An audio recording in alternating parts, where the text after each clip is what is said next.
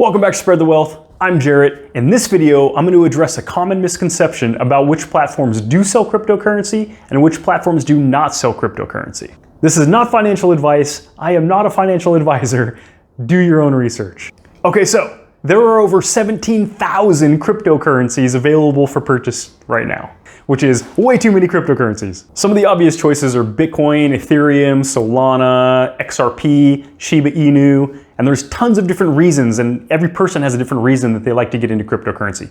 The obvious is speculation. You might make a lot of money. A lot of these coins have come up faster and farther than any other assets in history. Bitcoin, for example, went from basically zero, or a penny or a dollar, back in about 2011 or so, and now is valued over $40,000, which is unbelievable. You could have put in $1 in 2011, and now it's worth $40,000. Or $100, and now you have $4 million. There was a guy last August, I believe, that spent about $8,000 on Shiba Inu, and then almost a year later, or just over a year later, it was worth $5.6 billion. From $8,000 to $5.6 billion in about a year. That's never happened in all the history of finance and economics and investing in anything. That's an unbelievable amount of gain in 1 year. In the last year or so, not only people and institutions like hedge funds, but also corporations and nation states like El Salvador have been adopting Bitcoin. This last week, Russia decided to declare Bitcoin a currency, not their own currency like El Salvador did, but they recognize it as a legal currency, which is an enormous step for such a large country to recognize Bitcoin as a currency. One of the amazing advantages with using Bitcoin over other currencies is that it's decentralized, which means there isn't a central entity like a bank or an institution that can decide that you don't get your money, or they close on the weekend and you can't access it, or they go bankrupt and just take all of your money. Another problem with centralization, a good example, is what's going on in Canada with the trucker thing. The truckers were told that they had to take the jab to get across the border, so now they're protesting. People donated something like $9 million to GoFundMe for the truckers to be able to continue protesting. The government told GoFundMe, we don't want them to have this money, you can donate it to whoever you want. Now they're saying that you can fill out these forms and we'll give it back to you or whatever, but the point is, people donated money to a cause they believed in. The government and a corporation said nope and took their money. But if they were giving Bitcoin to a Bitcoin wallet, nobody can take that.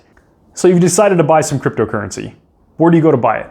Well, you could go to any individual person that wants to sell you some Bitcoin. You give them cash or something of value, and they give you the keys to a certain amount of Bitcoin. And now you have Bitcoin. You can go to a Bitcoin ATM. A lot of malls have them. The gas station right down the street here in Puerto Rico has a Bitcoin ATM, and you feed in some cash. It gives you a private key to some Bitcoin. Now you own Bitcoin. You can go to all sorts of exchanges like Coinbase, Coinbase Pro, Kraken, Gemini, BlockFi, Strike. All of these have different pros and cons for buying them. Some have higher fees, some have easier access or more usable platforms. It can be very confusing getting on a platform like, say, Coinbase Pro that has all of these different options of currencies to buy, and it's a little confusing how to put it together and how to use the system well enough to actually purchase what you want. Like, for example, Bitcoin instead of Bitcoin Cash. But you see that Robinhood and Webull advertise that they sell cryptocurrency. If you go on the platform, it lists Bitcoin, Ethereum, some other ones for sale. And so how is it that they offer for sale, and I'm saying in this video that they don't sell it at all? Let's talk about that. So if you're buying crypto just to do some trading, you can use Robinhood. You get access to price action, meaning if you buy Bitcoin at $40,000 and the price goes up to $41,000, you can capture that $1,000 minus fees. And so you can sell it back to Robinhood and you make a few bucks or whatever. But if you're buying Bitcoin for the reason a lot of people buy Bitcoin, which is to have long-term wealth, to have optionality in what you're doing and know it's decentralized, then Robinhood is not the place to buy it. Robinhood says they sell Bitcoin. You can go onto the platform and you put in a certain amount of dollars you want to spend, click send, it says you bought Bitcoin, you own Bitcoin. But Bitcoin is on the blockchain. And so you have to have your keys to access your Bitcoin on the blockchain. If you buy cryptocurrency on Robinhood, where is that cryptocurrency? Who custodies it? Does it move on the blockchain from their address to your address? The answer is that it doesn't. And we don't know who custodies for Robinhood. They don't even tell us. A lot of places like BlockFi have Gemini custody for them. Coinbase custodies their own. But who custodies for Robinhood? We don't even know. Is there even Bitcoin being sold through Robinhood? We don't know. It doesn't show up on the blockchain, or we don't know whose it is. And we can't say, hey, there's Robinhood's Bitcoin on the blockchain moving from one wallet to another wallet. And when you buy Bitcoin on Robinhood, they don't give you your keys, which means you don't own it. Not your keys, not your coin. You can't go somewhere else in the world and spend that Bitcoin. The only place you can sell that Bitcoin is back to Robinhood on Robinhood's platform. They give you access to the price action of Bitcoin, but they don't give you the Bitcoin. So the same holds true with Webull. They claim to sell Bitcoin and Ethereum and others, but they don't give you the keys, which means you are not buying Bitcoin. The benefits of buying Bitcoin, remember, is that nobody can take it from you. You can travel anywhere in the world and don't have to claim it or pay taxes or duties or whatever on it like you would gold or a large amount of currency like US dollars. And there's not an institution in the world that can tell you you can't use it. You can't be blocked by, for example, your bank like they can with your money in your account. Nobody can block you from selling the Bitcoin or transferring it or anything like that. Except if you buy it on Robinhood, they control it. It is no longer decentralized. They are the central authority that controls your Bitcoin and owns your Bitcoin when you buy it from them. Unlike Coinbase Pro, Kraken, Gemini, BlockFi, they let you transfer your Bitcoin anywhere you want to transfer it. And so one thing you have to keep in mind is that Robinhood is a centralized entity.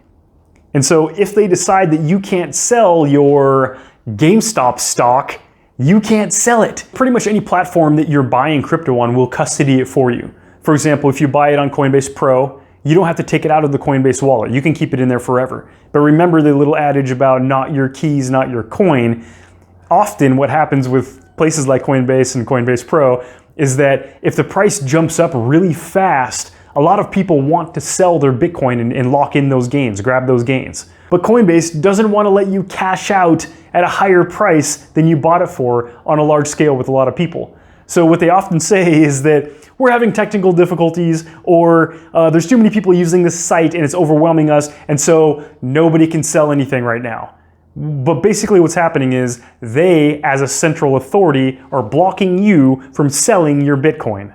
But if you keep your Bitcoin in a cold wallet, like a paper wallet, like you just write down your number, your keys on a piece of paper, or you can scribe it into a piece of aluminum or carve it into rock so nothing can happen to it, or you put it on like a thumb drive, like a Ledger Nano S, something like that, then you have control of your cryptocurrency. And then that makes it truly decentralized, and you're not relying on a central authority like Coinbase, Kraken, Gemini to allow you to sell it when you want to sell it if they don't want you to sell it.